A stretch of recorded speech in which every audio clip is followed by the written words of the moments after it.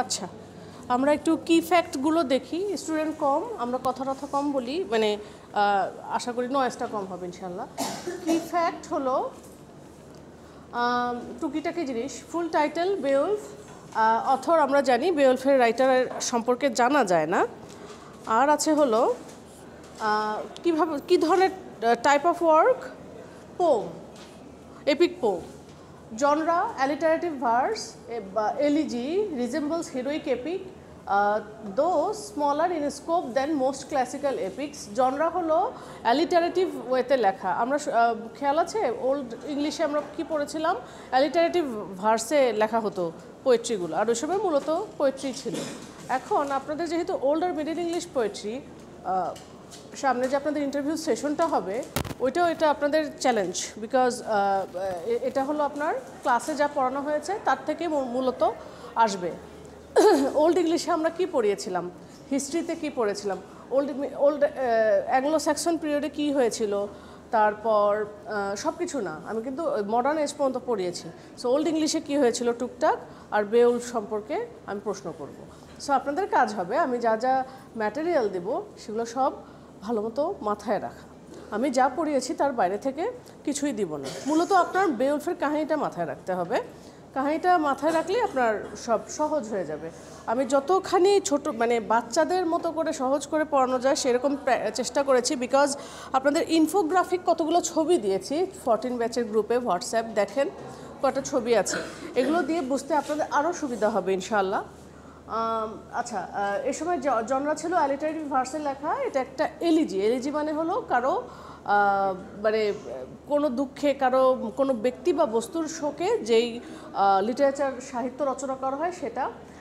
Resembles heroic epic, heroic এপিকের মতো কিছুটা কবিতাটা, যদিও এটা স্কোপের দিক দিয়ে স্মলার। ল্যাঙ্গুয়েজ হলো অ্যাংলো স্যাক্সন অথবা ওল্ড ইংলিশ ভাষায় লেখা। আর টাইম অ্যান্ড প্লেস রিটেন, কোথায় লেখা হয়েছে, মোস্ট প্রবাবলি 700 থেকে 1000 এডি, মানে after death of the Christ, written in England, ইংল্যান্ডে লেখা হয়েছে। Date of first publication, only manuscript of Beowulf is have been written around 1000 AD, এটা পাবলিশার হলো। আচ্ছা, ডেট অফ ফার্স্ট পাবলিকেশন আসলে 700-750 সালের দিকে, পাবলিশার ছিল এটা জাস্ট ম্যানুস্ক্রিপ্ট ফর্মে পাওয়া গেছে। আমরা পড়েছিলাম বেওলফের কি অবস্থায় ছিল, পাথরে লেখা ছিল, স্ক্রিপচার লেখা ছিল, পাথরের গায়ে লিখে লিখে, তারপরে নলখাগড়া বলে যে পাতার মধ্যে লিখে লিখে ওগুলো সংরক্ষণ করা হয়েছে। ওগুলো এক্সেটার লাইব্রেরিতে সংরক্ষিত আছে ইংল্যান্ডের। ন্যারেটর হলো একজন ক্রিশ্চিয়ান ন্যারেটর, সে প্যাগান টাইমসের কাহিনী বলছে। আমরা জানি বেওলফের লেখা হয়েছে ওল্ড ইংলিশে, অ্যাংলো স্যাক্সন পিরিয়ডে। সে সময় কি ছিল যে ক্রিশ্চিয়ানিটি অত পপুলার ছিল না, তখন মূলত প্যাগানিজম ছিল। আমি এই প্রশ্নগুলো আসবে, প্যাগানিজম কী জিনিস, তখন আপনাকে বলতে হবে they were the worshipper of nature, trees etcetera and nature gods, এদেরকে পূজা করত। এরকম প্রশ্ন ছোট ছোট থাকবে। আর ওই আপনাদের ড্রেসিং সেন্সটা দেখা হবে ইন্টারভিউতে। নর্মালি যেটা হয়, ধরেন আপনি একটা লেকচারার পদে বা টিএ পদে ইন্টারভিউ দিতে গিয়েছেন, আপনাকে এরকম লিটারেচার থেকে খুঁটিনাটি এরকম জিজ্ঞেস করবে। এগুলো কিন্তু জিজ্ঞেস করে, দেখে যে কতটুকু পড়াশোনা আছে মাথায় বা পড়েছে কিনা, ঠিক আছে? এই জন্য ইয়াগুলো দরকার এটার ইয়াতেই। আর এটার জন্য মানে অ্যাওয়ার্ডের ব্যবস্থা আছে, ভালো ইয়া যে বলবে। আর অবশ্যই আপনার কনভারসেশন চালাতে হবে ইংলিশে। I hope you are confident enough to converse in English ইনশাল্লাহ। আচ্ছা, পয়েন্ট অফ ভিউ এগুলো আমি পরে বলবো, তো না পরে না, এটা হ্যাঁ পরেই বলতে হবে, বিকজ এটা আগে আমাকে কাহিনী জানতে হবে।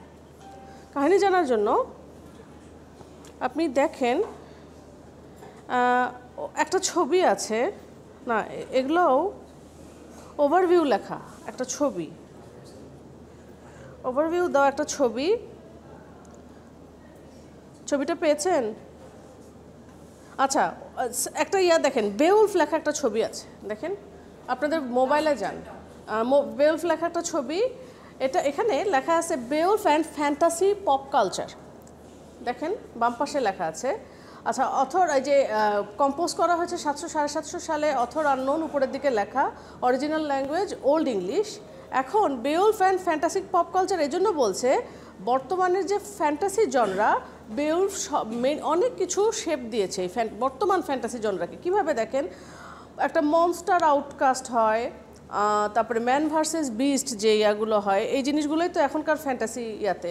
তারপরে বেউলফে আছে হলো মনস্টার্স, ডাইনি বা উইচ, আর আছে ড্রাগন আছে। এখন এখানে মনস্টার যে ছিল সেই মনস্টারের নাম গ্রেন্ডেল, দৈত্যের নাম গ্রেন্ডেলের সাথে রিলেটেড দেখেন প্রথমে ইয়া আছে, গ্রেন্ডেলের সাথে রিলেটেড আছে কিং কং, দ্য হবিট, এই নামগুলো শুনেছেন তো আপনারা।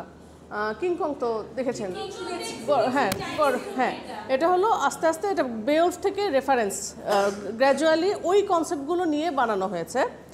তারপর ওইদিকে আরেক আছে শ্রেকের ইয়াটাও, হ্যাঁ যেহেতু জাইগান্টিক ইয়াটা শ্রেক, হ্যাঁ how the Grinch stole Christmas no. আচ্ছা, একদিকে হলো কিং কং, আরেকদিকে আছে গডজিলা। এখন তো গডজিলা ভার্সেস কং দুটার বোধহয় ইয়া হয়েছে, মিক্স করে দিছে। তারপর আর ওইদিকে আবার আছে স্টার ট্রেকের কিছুটা ইয়া আছে। ওইদিকে ড্রাগনের দিক দিয়ে বলতে গেলে A Song of Ice and Fire, মানে গেম অফ থ্রোনস, ড্রাগন যেহেতু আছে। তারপর আচ্ছা, সারপ্রাইজিংলি এটাও আছে একটা AXN-এ অ্যাকশন চ্যানেল আছে না, অ্যাকশন চ্যানেলে একটা ইয়া দেখতাম আমরা, টিভি সিরিজ চোখে পড়তো, বাফি দ্য ভ্যাম্পায়ার স্লেয়ার, এরকম। এটা আপনারা জানেন কিনা জানি না।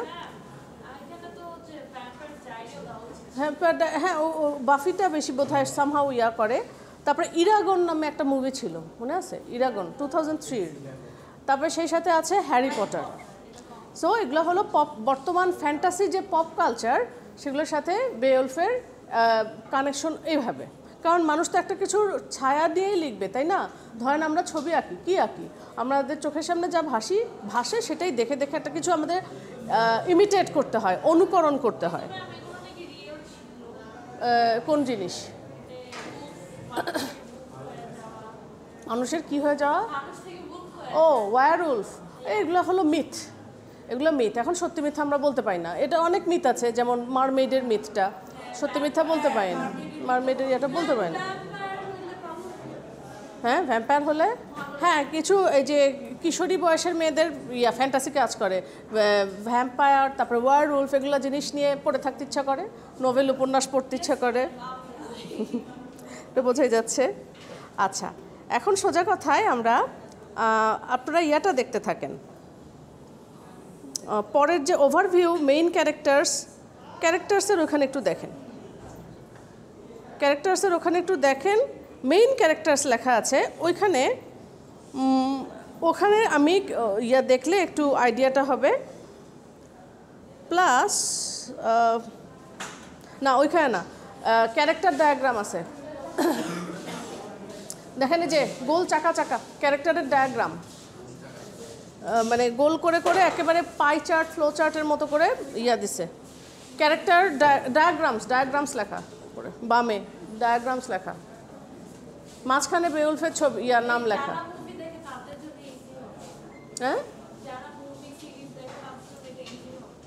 হ্যাঁ হ্যাঁ, মানে এগুলো কানেক্ট করার জন্য এইখানে থাকেন। আমি কাহিনীটা পড়ে শোনাই। কাহিনীটা হলো, কে কথা বলছে?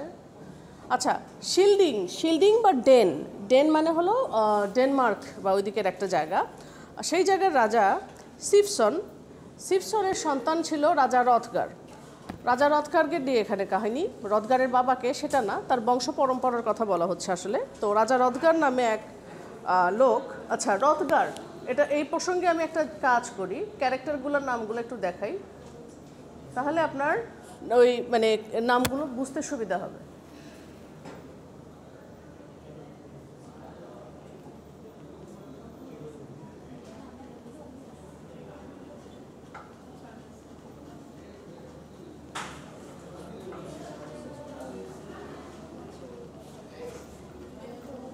দেখেন, রথগার বানান দেখছেন? শিল্ডিংদের বানানো আছে। আচ্ছা,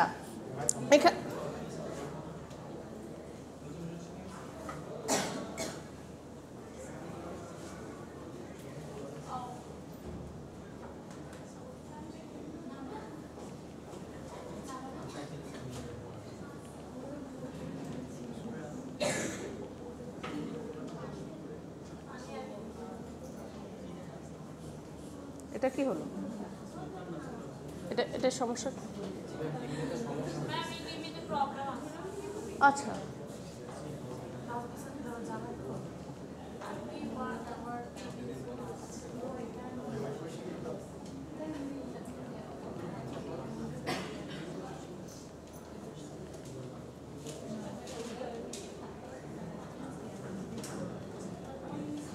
আচ্ছা, কিং রথগার, ঠিক আছে, বানানটা দেখেন, রথগার।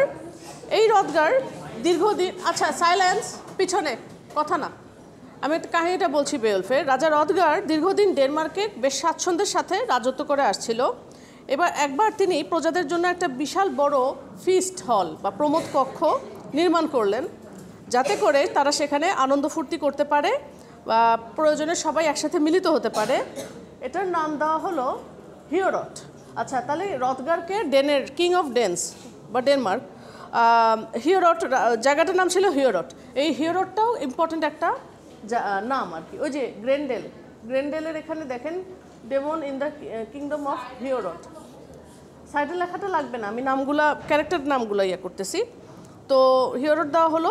সাধারণত এই হিওরট হলে যুদ্ধ শেষে সৈনিকদের বিজয় উদযাপন করা হয়। তারপরে বিভিন্ন কবি, চারণ কবি যারা বিভিন্ন গান, গল্প, কবিতা এগুলো পড়ে শোনায়, এখানে অভিনয় করে দেখায়, এগুলো কাজে ছিল।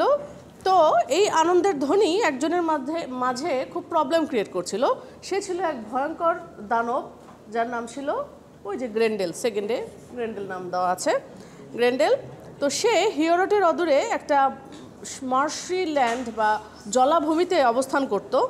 তো আসলে তার প্রবলেমটা হয়েছে কি, যে ওইখানে একটা প্রমোদ কক্ষ, একটা ওখান থেকে মানুষের হই হুল্লোড় উঠে আসতেছে, সেটা হয়তো ওর কানে নয়েজ ক্রিয়েট করেছে বা প্রবলেম ক্রিয়েট করেছে, এই জন্য সে বিরক্ত বোধ করেছে। একদিন রাতে সে হিওরটে আক্রমণ করে হত্যা করে বহু লোককে, কয়েকজনকে ধরে নিয়ে যায় তার গুহায়। তো সে একটা জলাভূমিতে থাকতো। আচ্ছা, আপনারা এই হামিং, গুনগুন এগুলো একটু আস্তে করেন। আচ্ছা, সেদিন রাতে সেখানে ছিল রাজা রথগার। মৃতদেহগুলো নিয়ে গেল সে তার জায়গায়। রথগার ছিল এবং সাথে ছিল তার স্ত্রী। রথগারেরও বউ আছে, যেহেতু সে রানী। সো এখানে এই যে রথগারের ওয়াইফ, রথগার্স ওয়াইফ উইলথিউ, ঠিক আছে, ওয়েলথ প্লাস THEOW। উইলথিউ ছিল তার উপদেষ্টা। রাজা রথগারের উপদেষ্টার নাম ওই যে আনফার্থ প্রথমে আনফার্থ এবং স্কিওয়ার কই গেল?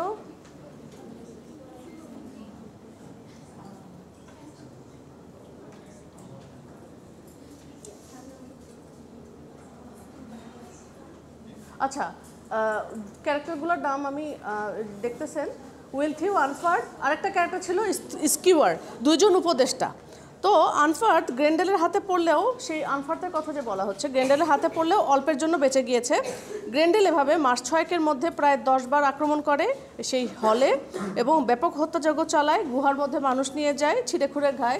আমরা জানি Beowulf is about supernatural elements, এটাই সুপার ন্যাচারাল এলিমেন্ট। তারপরে আর হলো তাদের ইয়াগুলো, বাকি জিনিসগুলো, তার পোষা, তার মানে দৈত্যটার একটা পোষা ইল মাছ ছিল। ইল মাছ কি, যেটা পানিতে থাকে এবং এদের শরীরে কারেন্ট থাকে, এই ইল মাছকে খাওয়ায়।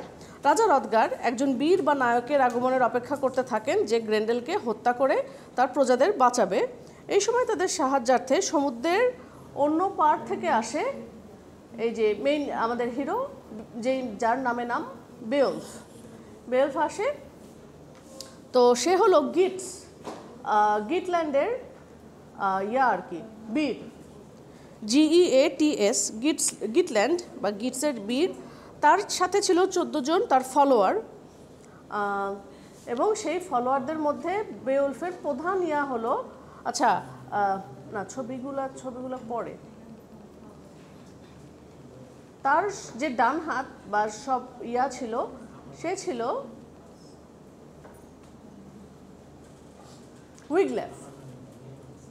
উইগল্যাফ ক্যারেক্টারটা, এই যে উইগল্যাফ, প্রথমে লেখা উইগল্যাফ বেওলফের বন্ধু প্লাস দূরসম্পর্কের কাজিন হয়। তো মানে একটা তো থাকে, সবচেয়ে কাছের মানুষ থাকে একটা যোদ্ধার, তো তার প্রধান সহচর ছিল। তো রাজা রথগার বেওলফের পিতা ইকথিউ, পরের ক্যারেক্টারটাই দেখেন, ইকথিউ এটা হলো বেওলফের বাবা। একবার সাহায্য আশ্রয় দিয়েছিল বেওলফের বাবাকে। রদগার বেওলফকে চিনতে পারে এবং দেখে খুব খুশি হয়, বলতে থাকে যে বেওলফ নিশ্চয়ই আমার আশা আছে গ্রেন্ডেলকে হত্যা করে প্রজাদেরকে বাঁচাবে। তো রদগার তখন বেওলফের সম্মানে একটা ভোজের বা ফিস্টের আয়োজন করে। এই সময় দেখা যায় যে রাজার স্ত্রী বেওলফকে ভালোই খাতিরদারি করছে, বাট গোপনে গোপনে হয়তো রাজার ওয়াইফের বেওলফের প্রতি একটা আকর্ষণ ছিল আর কি অনুভব করে, যদিও রাজার বউয়ের বড় বড় ছেলে আছে। এটা ফোন ছিল কি? আচ্ছা, ফোন সাইলেন্ট করে রাখেন। তো রদগার আর স্ত্রীর কথোপকথনের মধ্যে বেওলফের বীরত্ব এবং গ্রেন্ডেলকে যে হত্যা করতে পারবে এই নিয়ে যখন কথা ওঠে, তখন ওই যে রাজা রদগারের উপদেষ্টা ছিল না ও আনফার্ট, আনফার্ট ছিল আর এস্কিয়ার। তো আনফার্ট বলছে যে ব্রেকার মতো একজন লোকের কাছে যে সাঁতার প্রতিযোগিতায় হেরে যায় সে কেমনে কি করবে। ব্রেকা নামে একটা ক্যারেক্টার আছে,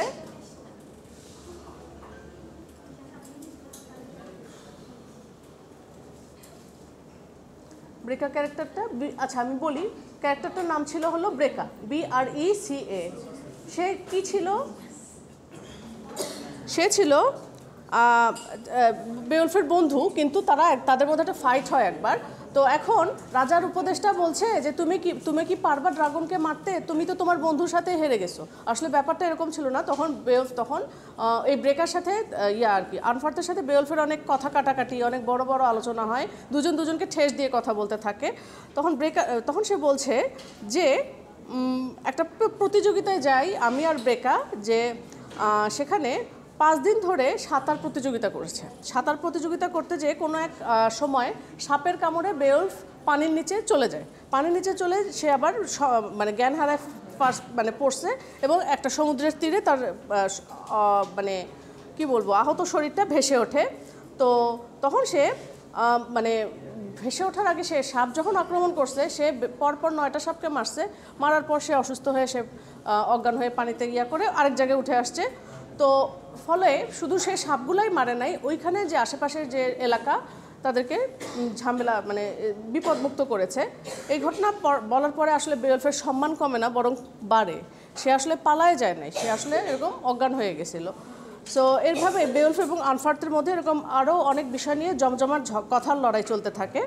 তো যাই হোক, বেওলফের সম্মানার্থে যে রদগার মানে একটা ফিস্টের আয়োজন করলো, সেই ফিস্টের রাতে আবার গ্রেন্ডেল আসছে আক্রমণ চালাতে।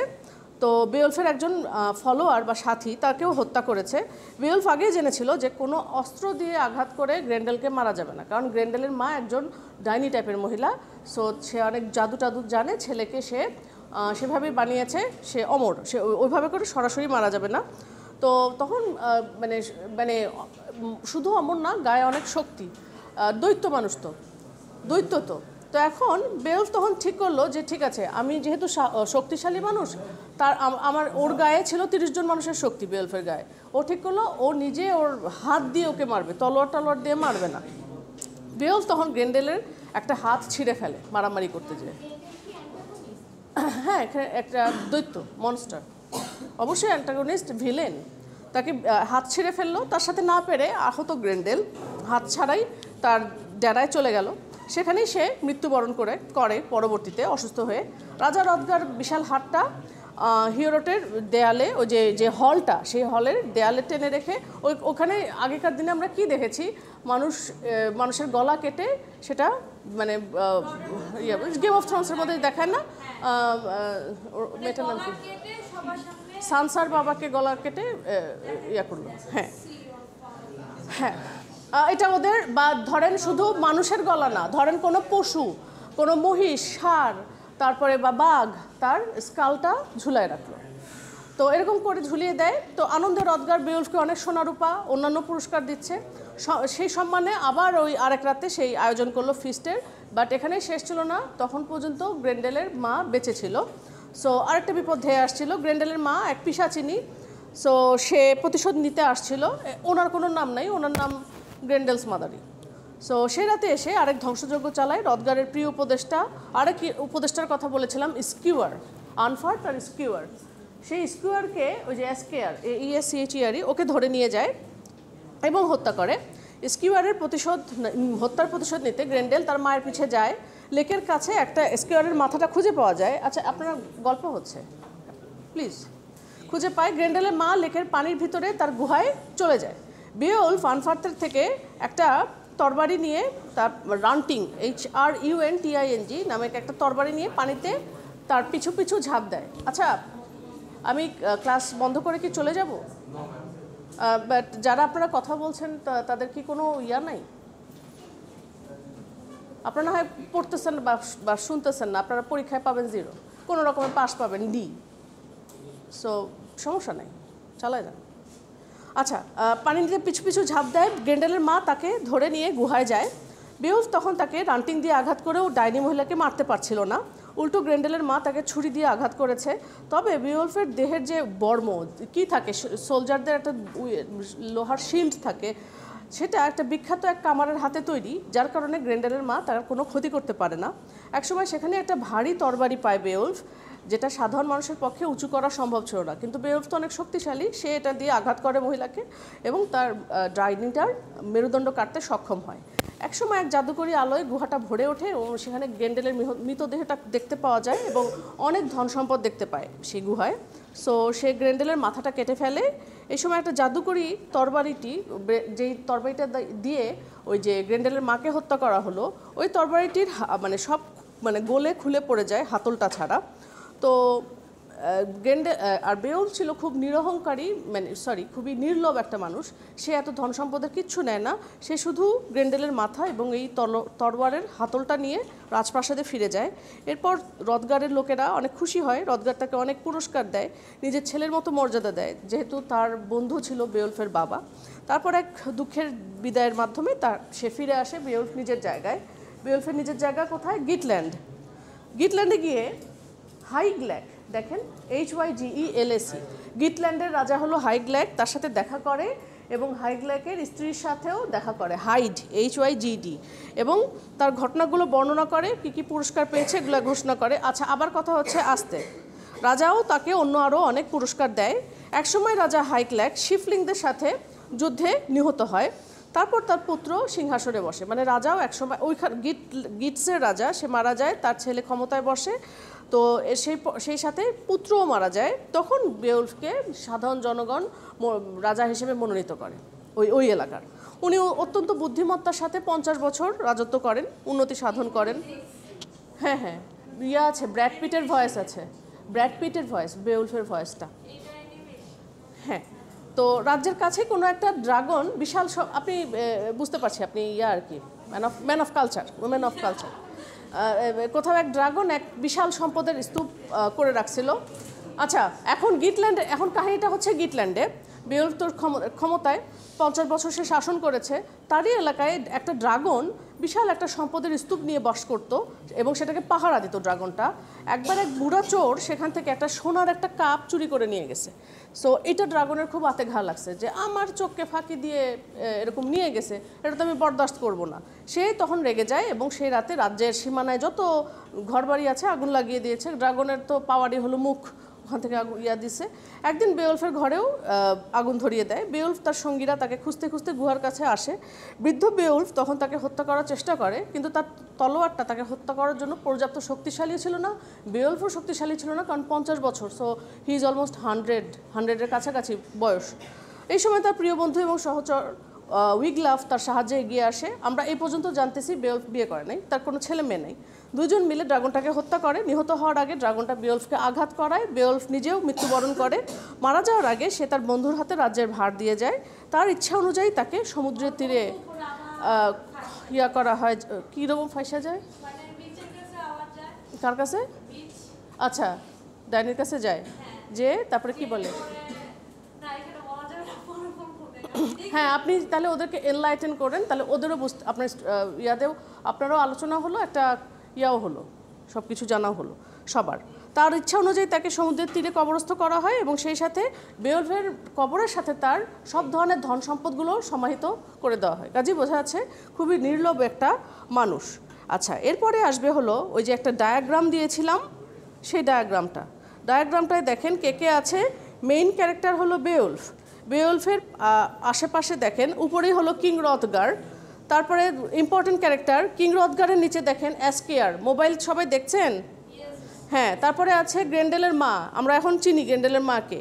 গ্রেন্ডেলকে চিনি, ড্রাগনটাকে চিনি, উইগলাফ বেওলফের বন্ধু, আর উইলথিউ ওই যে রাজার হলো একজন অ্যাম্বাসেডর, উপদেষ্টা।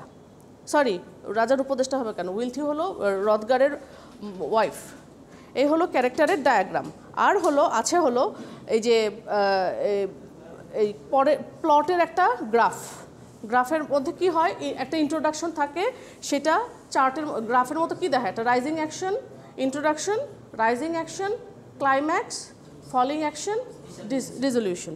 তাহলে ইন্ট্রোডাকশনে কি হচ্ছে, গ্রেন্ডেল এই যে হিরোট হলে যে তাণ্ডবলীলা চালায়, এটা ছিল 12 বছর ধরে প্রায়।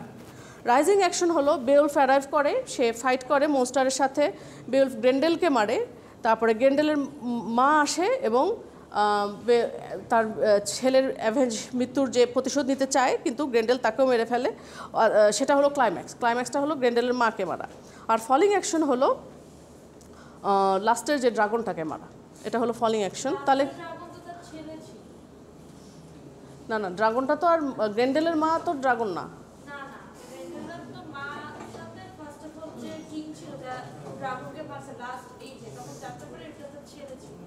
আচ্ছা আচ্ছা আচ্ছা, লাস্টে গ্রেন্ডেলের মাকে মারছে, এটা ক্লাইম্যাক্স। এবং ফলিং অ্যাকশন হলো রাজা হিসেবে গ্রেন্ডেল তার লাস্ট ফাইটটা করে ড্রাগনের সাথে, এবং রেজলিউশন হলো ইনজুরিতে বা আঘাতে বেওলফ মারা যায়। সো মোটা দাগে এটাই হলো গ্রেন্ডেলের এই বেওলফের কাহিনী।